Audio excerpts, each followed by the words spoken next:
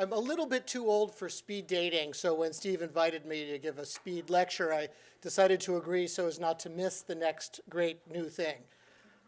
So diving right into the topic of interest, the first law of thermodynamics, as you know, says that energy can neither be created nor destroyed.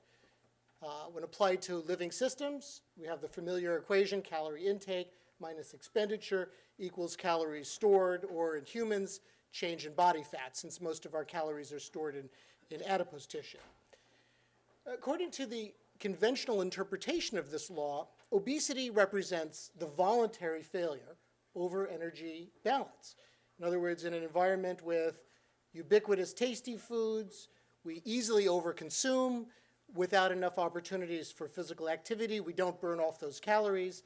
The excess metabolic fuels, calorie-rich fuels, build up in the bloodstream, glucose, fatty acids, and the like, and are forced into fat cells, causing these fat cells to become anabolic and expand. So from this perspective, the simple solution is just to eat less and move more. Unfortunately, things haven't worked out so well. According to NHANES, nationally representative survey, only 1 in 6 overweight or obese adults report ever having lost 10% of their body weight for just 1 year. And that's likely, this depressing result is likely to be overestimated because we all think we're a little taller and a little thinner than we actually are.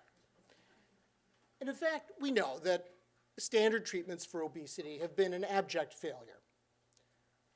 And we have to ask why. Why such a simple paradigm, just eat less and move more, has failed? Well, according to another view, which also adheres to the laws of thermodynamics, we've had the arrows of causality in the wrong direction. They don't move from right to left, they move from left to right. So this view places the focus on the adipocyte. According to this model, something has triggered fat cells to become anabolic and suck up too many calories. And so the bloodstream has too few, not too many calories, and that's perceived as an energy crisis by the brain, which drives us to get hungry and eat more to replace those missing calories in the blood, and also lower energy expenditure to conserve. And what has triggered fat cells to become anabolic? Potentially many things, but the most likely culprit is high insulin levels. Insulin is the ultimate anabolic hormone. And what is driving insulin secretion? That's endocrinology 101, refined carbohydrates.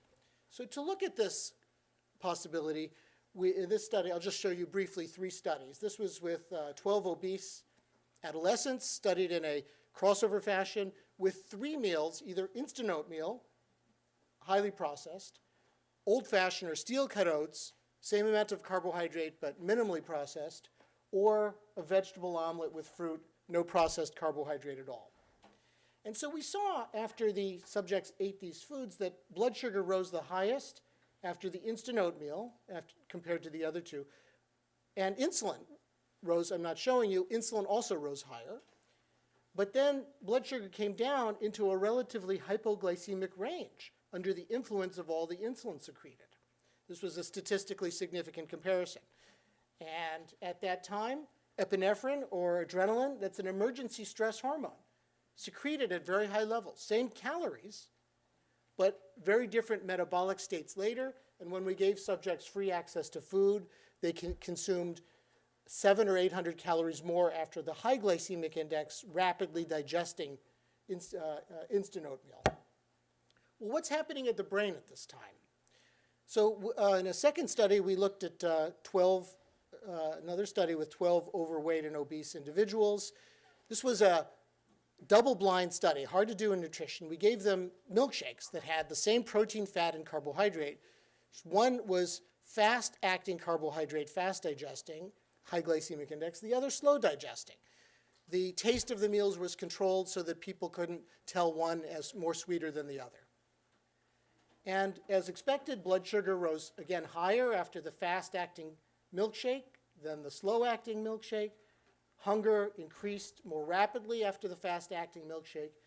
And then functional magnetic resonance imaging of the brain, comparing these 2 meals, showed one area lit up very intensely after the high glycemic, rapidly digesting milkshake. The p-value here, even adjusting for multiple comparisons throughout the brain, was very strong. This area is called the nucleus accumbens. It's considered it's the center of the striatal dopaminergic reward system, and it's considered ground zero for the classic addictions, cocaine, heroin, smoking, alcoholism, raising the possibility that some of the highly processed carbohydrates in their diets may be hijacking these primordial pleasure pathways, producing, in effect, food addiction. So in the last study I'll describe, we tried to look at this phenomenon over a little longer time period. We took 21 obese young adults who'd been weight stable, gave them everything they ate for a 7-month period, first brought their weight down by 10 to 15%. That places stress on their physiology. And then studied them for 1 month at a time on either a conventional, low-fat, high-carbohydrate diet, at the other extreme, a very low-carbohydrate Atkins-type diet, and in the middle, sort of a low glycemic index Mediterranean-type diet. And here's what we saw. After weight loss, when the subjects, remember this was a crossover study, when the subjects were on the low-fat diet, their metabolic rate dropped by 400 calories a day. Huge plummet, more than could be expected by the weight loss.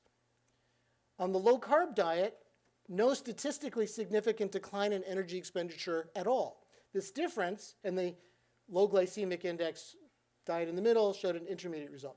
This difference of 325 calories a day is the whole obesity epidemic, if that were persistent. That difference, if allowed to extrapolate, would amount to about 25 to 30 pounds. So in summary, and I think I'll remain on time. Yep. I think I'll just sit here for 30 seconds and enjoy the sun. No.